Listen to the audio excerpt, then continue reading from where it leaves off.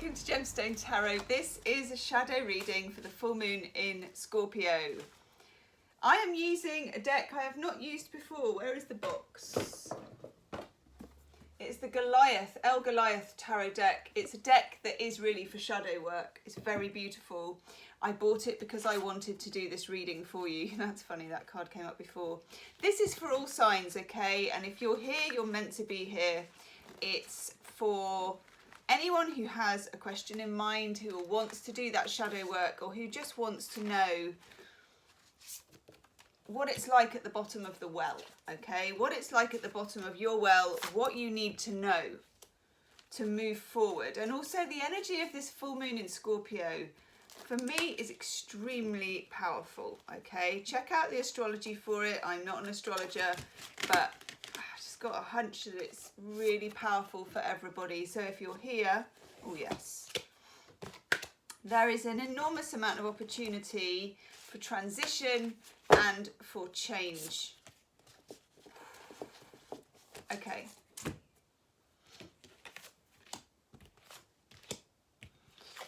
Let's have a look what we've got. By the way, if you want to sign up for my newsletter, you get a free pick a card reading. The link for that is in the description box. That reading probably dovetails really well with this reading because it's a destiny pick a card reading. So if you want to sign up in the description box and you will get that unlisted link. Okay. Whew. This is amazing, quite honestly. Right, the first card that came out is the Death card. That's good. Lose your voice on the Death card. Brilliant. It's the Death card, Scorpio energy. This is it. This is the bones of the matter, literally. I mean, this is beautiful. This sort of butterfly and the antlers and oh my God. I mean, I love the artwork on these cards. I love it. This is a time of real transformation. He calls this the metamorphic moth. Okay. God, I love that. This is a time where things are burning off, literally. I mean, it's like a phoenix rising scenario. Things are, you know, like when NASA does the rocket launch, and there's that bit when that bit kind of burns off. It feels like that. It's no longer necessary, but it feels like there is a struggle within some of us, and if you're drawn to this reading, maybe within you, a struggle to hold on to something painful that needs to go. For a lot of us, I feel like this is a way of life. It's a way of thinking. It's an old pattern, and also it may have some connection with what's been happening with everybody being in lockdown. I know I was speaking to someone the other day and they were saying, you know, when you take away all the distractions of meeting your friends for coffee and socializing and going to work or going to school or whatever it is, you're thrown back on yourself in a way that you normally don't have to be. You have a lot of time to think about who you are and where you're coming from and where you're going and where you've been, okay? It's almost like we're all thrown into that pot, we're all thrown into that well. And what's happening here with this Scorpio card and the Scorpio full moon energy is the universe wants you to dip that bucket right to the bottom and see what's there. See what stares you back in the face. Okay, you will know what this is. From some of you, I'm getting a vision of something, you know, when you look on this, you don't even need to put your bucket down the well. You can look at the surface and you can ask the universe, and you can do this as a meditation, okay, if you're feeling up to it. That's the important thing. Do it at a time when you're feeling mentally strong, or you've got a lot of chocolate in the house, or however you deal with things, okay? For me, I don't do things like this at night because it just unsettles me for bedtime, but I might do it when it's sun shining and it's in the day. You could do a meditation where you go to a well and you look on the surface of the water. You could do this with your eyes open or closed and see what comes up. Don't push it, you know, don't strain it. Just see what emerges. That's what you need to let go of, okay? Then we get the Eight of Cups. And this person, this tarot reader, this person who made the cards, Goliath, who I don't know who they are, by the way, calls this the high door. I just love that. I love that because it features my cat Valentine, who's asleep there. The Eight of Cups, Saturn in Pisces. Saturn is a planet that's had a lot to do with what's going on at the moment. It's a planet of constriction. It's a planet of obeying the rules. It's a planet of what you ought to be doing. It's usually a planet of doing the right thing, which feels annoying, or it feels like a head teacher. You know, they're annoying, but 20 years later you realise they were right. That's Saturn, okay? When you get the Eight of Cups, again, it is the need to let go of something. Because it's an 8, know that that is a vibrant number in your shadow work. Know that it's alive and kicking, okay? 8s in tarot are always, you know, like the 8 of Wands, woof, or the 8 of Swords, surrounded. The 8 of Pentacles, working. The 8 of Cups is this kind of vibrant set of cups that requires motion from you, that inspires motion. And what is that motion? It's moving towards the high door. It can be known as a card of walking away from something. I don't entirely get that for this. This is a reading that is a shadow work reading. It's not completely the same as a normal tarot reading. So I'm not just reading it as, oh, well, you know, that's a breakup, or, oh, well, walk away from this person or that thing. No, it's moving forward. It could be uncomfortable, and burning off what's attached, burning off attachments. And those attachments, I would say, are to people or places or thoughts or feelings that used to be good for you, used to belong to you, but you're cutting a new tribe, okay? Now, we've got 2 major arcana cards. This particular deck has the 78 cards, and then it has a few extra ones, okay? One of the extra ones that it has, I love this, is the Karmic Soul Tribe, the family. Look at that. This is what you're moving towards.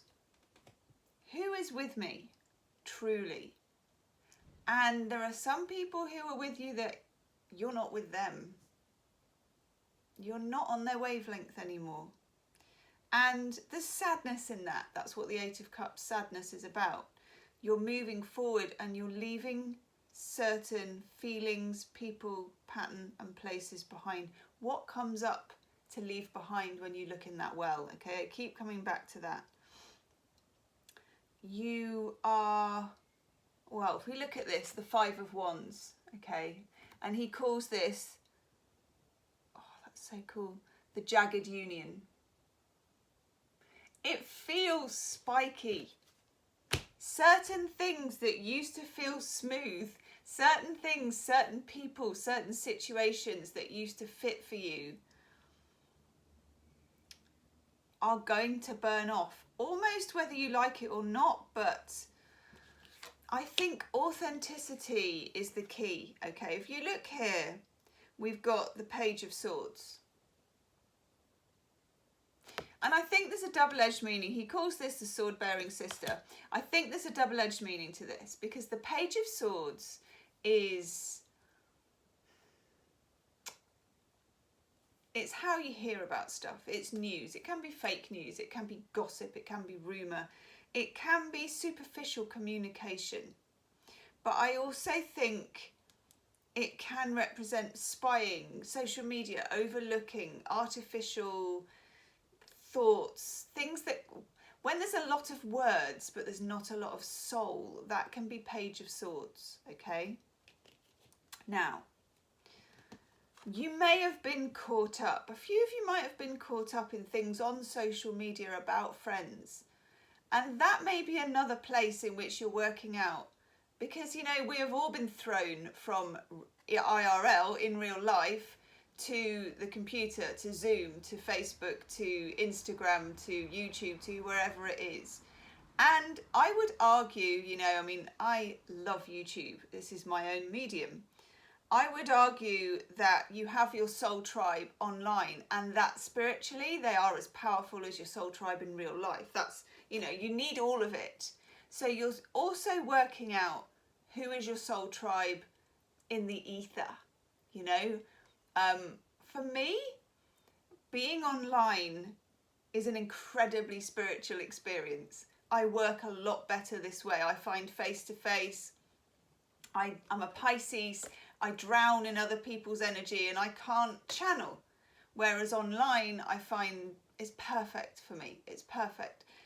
So don't think that your online soul tribe isn't real, because they are, and they may become very, very real after this Scorpio full moon. Okay, that's a message maybe for just one or two of you. Then we get the alchemical master, the magician. Oh my God, look at that. I love that. This is you. Hey, make a good noise. This is you, drum roll. Don't be afraid to look at what's in that well. Don't be afraid to let things burn off that are no longer yours. Don't be afraid to stand in your own power, and don't be afraid of your shadow side is a big important part. Your own authenticity burns off anyone who is not authentic with you. And this jagged union, anyone who feels spiky, anyone who feels like they're no longer a fit, is no longer a fit. They don't move forward into whatever brave new world we're moving into, and we don't even know that yet. Whew. Okay. Chuck Spezzano's. I'm liking this. Let me know in the comments section, please, if you want to share, obviously. Let me know how this resonates for you, because this is the first kind of shadow reading I've done, but I felt so compelled to do it, and I'm happy and able to do more. Oof, yes. No, yes. Oh, wow. Okay. Oh, I love this. Right. Chuck Spezzano's healing cards, we get the fear card. The victim of fear. That's literally, there's the shadow. Don't fear what comes up in that well, okay? Don't fear it. You may be curious about it, you may need to assimilate it, that's what we have to do with shadows, but don't fear it. Because, oh, this is gorgeous, we get the grace card, which is the child of God, out of the shackles and lifted into this kind of paradise place. It feels like a beginning of an ascension. We have 2 eclipses in June, which are incredibly important. One on the 5th and one on the 21st in Sagittarius and Cancer. And there's going to be awakening happening throughout June. It's a really, I'm just looking at doing the June readings and they are really, really interesting. This is the gateway to June. The Scorpio full moon is the gateway to those eclipses in June. So there'll be a full moon lunar eclipse on the 5th, so it's between this one and the 5th of June. Then we get the healing card of communication. Apologies for the 1980s telephone being a bridge, but you know, you wouldn't get very far with a smartphone, would you? You'd have to have like a whole load of smartphones. But anyway, it's not just about who's leaving your tribe, it's definitely about who's joining as well, okay? Anyone joining your tribe around the time of this and between now and throughout June is probably a much more authentic member than some of the ones that you had before, okay? And this also goes for feelings and patterns of your own. The ones that you're leaving are no longer useful. Sometimes even difficult patterns have their uses at the time, you know, they protect you in some way, and you know, you need them at some points in time, and then you don't. Especially if you're progressing, especially if you're looking into doing your shadow work, you find that as you accept more of yourself as a whole human being, flaws and all, you don't need the props. You don't need the strategies that you used to need before. But strategies are like a tribe. They're like an old friend. And sometimes they don't want to let go. But rest assured, okay, these will burn off. And what comes in will be much cleaner and brighter and more healthy. So I hope that makes sense. Do subscribe to the channel and hit the wiggly bell. Do sign up to the newsletter for your free pick a card reading. It's all in the description box, and follow me on Instagram. Let me know, please, what you think of the shadow reading. I might do some exclusive ones of these for the newsletter if you're up for that. And I'll see you soon. Namaste.